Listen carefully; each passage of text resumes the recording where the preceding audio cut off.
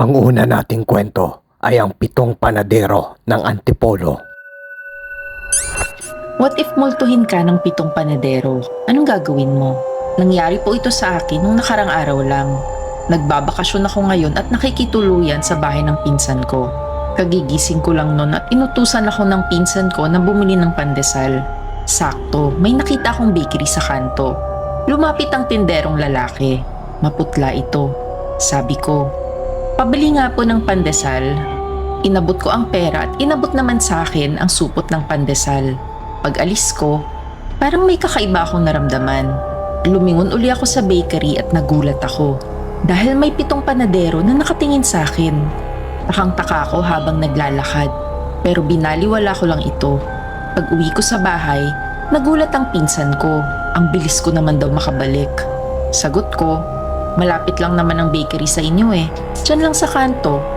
Natahimik ang pinsan ko at tumitig lang sa akin. Tanong niya, "Nasaan ang pandesal na binili mo?" Habang nakatingin siya sa bit-bit-bit-bit ko. Iaabot ko na sana ang supot. Pero nagulat ako at walang laman ang supot. Kinabahan ako. Mukhang nahulog ang mga ito habang pauwi ako. Kaya binalikan ko ang dinaanan ko. Pero wala namang mga tinapay sa kalsada. Nang makauwi uli ako sa bahay, nakita kong nag-uusap si Lola at ang pinsan ko. May bahid ng takot ang kanilang mga mata. Dito na sinabi sa akin ni Lola na sarado na raw ang bakery na iyon. 2 linggo na. Baka daw ang nabilhan ko ay ang mga kaluluwa ng 7 panadero. Kinilabutan ako sa sinabi ni Lola. Ako nga pala si Nex ng Book of Bad Ideas. Kung mahilig ka sa twisted stories, follow ka na sa amin.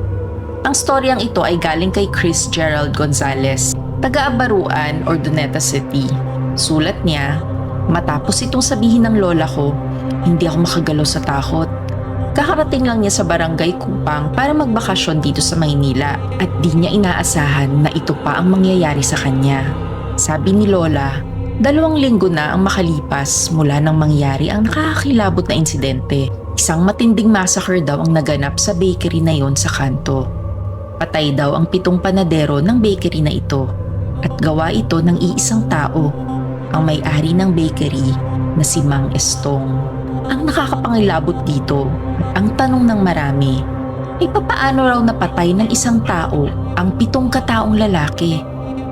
Dagdag pa ni Lola, bago raw mangyari ang krimen, birthday daw ng isa sa mga panadero. Nagpainom daw si Mang Estong sa bakery. Nag-TikTok pa nga raw ang mga ito habang umiinom at nagvi-videoke. Masaya ang lahat nung gabing yon. Kinaumagahan, may isang customer na bibili sana ng pandesal. Nagtaka ito dahil sarado pa ang bakery. Paulit-ulit itong sumisigaw at tinataktak ang bariya sa pinto ng bakery. "Pabilan po!" sigaw niya. Pero wala talagang lumalabas. Kaya pumasok ito at dito na niya nakita ang karumal-dumal na krimen. Aakalain mo raw talaga na isa itong katayan ng baboy at hindi bakery. Kahit saan ka tumingin, punong-puno ng dugo ang lugar. Maraming saksak ang mga lalaki. Pagdating ng mga pulis sa tindahan, halos maduwal-duwal sila sa nakita nila. Yung isang bangkay, nakadilat pa ang bata. Pero palaisipan pa rin sa nakararami kung bakit ito nagawa ni Mang Estong. At paano? Kahit lasing pa ang 7 mga lalaki, paano niya nakayanan itong mag-isa? Nahuli naman raw ang suspect na si Mang Estong. At ang rason niya sa pagpatay, naririnig niya raw kasi ang bulungan ng 7 panadero bago niya isinigawa ang krimen. Gusto raw siyang patayin ng mga ito at kunin ang negosyo niya. Kaya bago pa raw maisagawa ng mga panadero ang masamang binabalak nila, inunahan na daw niya ang mga ito. May bumulong raw sa kanya na saksakin ng 7 panadero pagkatapos ng birthday celebration. Ngunit hindi pa rin nasasagot ang tanong na paano? Paano niya kinayang patayin ng 7 lalaki kung nag-iisa lang siya? Hindi rin ito masagot ng mga pulis o sopo. Ang sabi-sabi, adik daw itong si Mang Estong, kaya niya ginawa ang pagpatay. Pero kahit nasa impluwensya ka ng droga, parang hindi naman ito posible.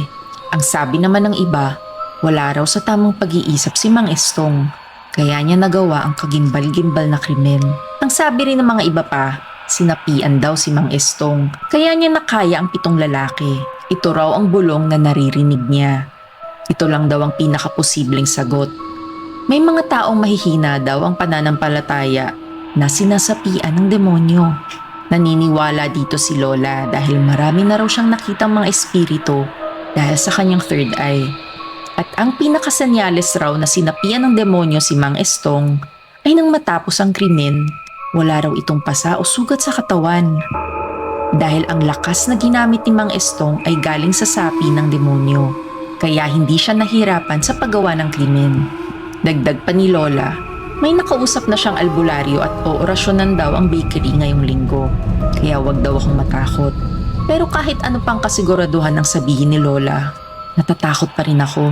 Hindi ko na kasi makalimutan at mabura sa aking isipan ang tingin ng 7 panadero sa akin. Kaya mula nung araw na iyon, hindi na ako dumadaan sa bakery sa kanto dahil ayoko makita pang muli ang mga kaluluwang ligaw ng 7 panadero.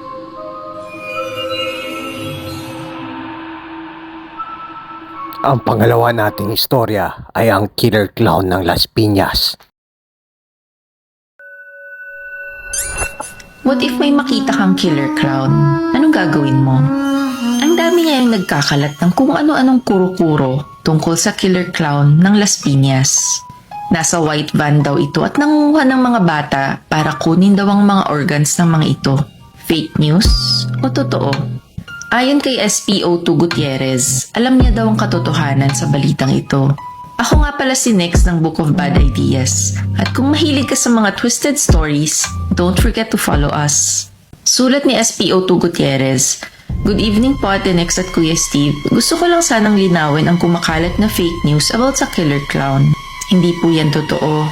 Ako po si SPO2 Amara Gutierrez, isang pulis sa Las Piñas.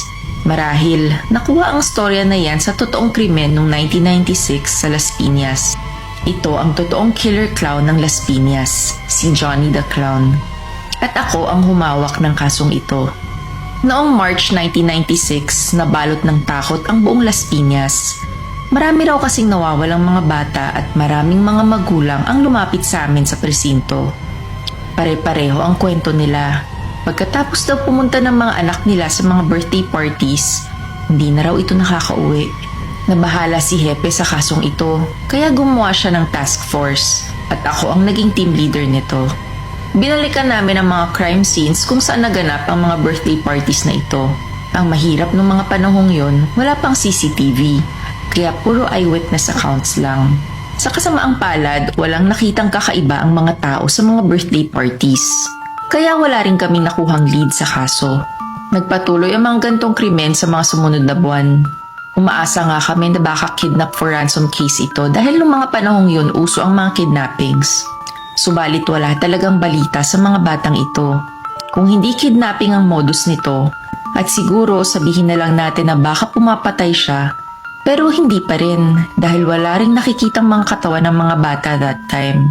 Sadyang pala isipan ng mga kasong ito para sa amin. Ngunit pagsapit ng June 16, 1996, nagkaroon kami ng break sa mga kasong ito. Meron na namang nawawalang bata sa isang birthday party sa May Zapote. At habang inimbestigahan namin ang crime scene, nabanggit ng isang testigo na parang may kakaiba daw sa clown. First time na nabanggit na may clown sa party, kaya binalikan ko ang mga testigo sa mga nakaraang kaso. At doon na nila naalala na may clown nga pala sa birthday parties na pinuntahan nila. At nang lumalim ang investigasyon ko, nakakita ako ng pattern sa mga kasong ito. Iisa lang ang clown na kinuha sa lahat ng mga birthday parties na to, si Johnny the Clown, isang sikat na clown dito sa Las Piñas. At sa wakas, may suspect na kami. Kaya sa mga sumunod na araw, hinanap namin ito. Sa kasamaang palad, hindi namin siya natuntun. Hindi rin namin alam ang tunay niyang pangalan. Sa mga sumunod na linggo, gusto na sana naming i-release ito sa media para may public awareness at baka sakaling may makakita sa kanya. Pero bago pa namin magawa ito, inambunan kami ng tulong galing langit. May lumapit kasi sa presinto namin na isang bata kasama ang tatay niya. Itago na lang natin sa pangalang Mara ang batang ito. Siya ay isa sa mga batang nawawala sa Zapote. Sabi ng tatay niya, umuwi daw mag-isa sa bahay nila si Mara. At dito na ibinahagi ni Mara ang nakakatakot niyang karanasan sa kamay ng killer clown na ito. Pasintabi lang po at masisela na ang mga susunod na detalye sa istorang ito. Ayon kay Mara, maayos naman daw ang birthday party na inattendan nila. Nagma-magic tricks pa nga raw si Johnny the Clown at nagpapatawa rin ito. Pero sablay daw ang mga jokes nito. Hindi benta sa mga bata. Ayon kay Mara, corny daw kasi. At sensitive pala itong si Johnny the Clown dahil gusto niya tumatawa ka sa mga jokes niya. At pag hindi ka tumawa, tatargetin ka nito. Isa daw si Mara sa mga nagsabing corny ang jokes ni Johnny. Yun din ang sinabi nila Kathy at Ivy, mga kaibigan din ni Mara. Bago daw matapos ang birthday party, dinukot na sila ni Johnny the Clown at ipinasok sa van niya. Wala raw nakakita sa pagdukot sa kanila. Tila sanay na sanay si Johnny sa modus na ito. Dinala raw sila sa isang maliit na bahay sa Pilar, Las Piñas. At dito na sila ikinulong. Naka-soundproof daw ang bahay at kahit sumigaw sila ay walang makakarinig sa labas. Takot na takot sila at hindi nila alam ang gagawin. At ito pa, hindi lang sila ang nasa bahay na yon dahil may mga iba pang mga bata na nakakulong din doon. Mga batang kinidnap rin ni Johnny. Sa mga sumunod na araw, tinitipon daw sila ni Johnny the Clown sa sala. May sayad talaga ang clown na ito. Tinetest daw sa kanila ang mga bagong magic tricks nito pati na ang mga jokes bago niya ito gamitin sa mga susunod na parties niya. At ang nakakatakot dito, pag hindi ka pa rin pumalakpak at tumawa, kukunin ka niya at ilalagay sa isang CR. Si Kathy at Ivy daw ang dinala ni Johnny sa CR. Madilim, maliit at mabaho. Sa CR na ito, makikita mo rin ang mga bakas ng dugo at may mga buto pa ng mga bata. Nagkalat din ang mga ngipin at buhok sa CR na ito. Dito na pala chino-chop-chop ni Johnny the Clown ang mga bata bago niya ito lutuin. Pero sa tingin niyo, bakit kaya niya niluluto ang mga katawan ng mga batang kinuha niya? Dahil ito rin ang pinapakain niya sa mga buhay pang mga batang kinidnap niya. Tinatanong pa nga niya ang mga bata kung nasasarapan ba ito sa luto niya. At pag sinabi mong hindi, malamang isa ka na rin sa gagawin niyang ulam kinabukasan. Nang marinig ko ang mga ito, hindi ko alam kung anong mas okay.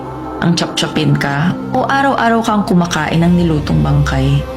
Kaya ang ginawa ni Mara, tumatawa na ito sa mga jokes niya at laging pinupuri si Johnny the Clown hanggang maging paborito siya. Matalino rin si Mara at ganito ang naging diskarte niya. At nang nagtiwala na si Johnny sa kanya, nauutusan na daw siya nito ng kahit na ano at sinusunod naman ito ni Mara. Until one time, habang nagluluto ng bata si Johnny, inutusan niya si Mara na bumili ng suka sa sari-sari store sa kanto. At dito na siya nakakita ng pagkakataon para makatakas. Dahil sa impormasyong ito galing kay Mara, natunto namin ang hideout ni Johnny the Clown sa Pilar kinabukasan. Pinasok namin ito pero ayaw nitong sumuko at hinostage pa ang mga bata. Hindi ko na ito pinatagal pa at pinaputukan ko na si Johnny. Tinamaan siya sa ulo at bumagsak ito. Sa kasamaang palad, konti na lang ang mga batang na-recover namin. Nakita rin namin sa ref ang mga batang ginawa niyang ulam. Nakalagay sa mga Tupperware at may nakasulat na adobo at kaldereta. May naiwan rin sa kusina na pinapakuluan at mukhang niluluto pa. May sahog na kangkong, kamatis, sitaw, sampalok. Alam niyo na siguro kung anong putahe ito. Halos masuka-suka ako sa mga nakita ko. Hindi talaga ako makapaniwala sa killer clown na ito. Ayon sa mga dokumentong nakuha namin sa hideout nito, ang tunay na pangalan pala niya ay Buboy Liorca. Matagal na pala itong may sakit sa pag-iisip at labas-pasok sa mental. Nakausap ko din ang nanay niyang si Mrs. Liorca. Bata pa lang daw si Buboy, may problema na ito sa pag-iisip. Lagi daw itong pumapatay ng mga aso at pusa. Lagi rin daw itong mag-isa. Nahihiya kasi siya sa pagiging mataba niya.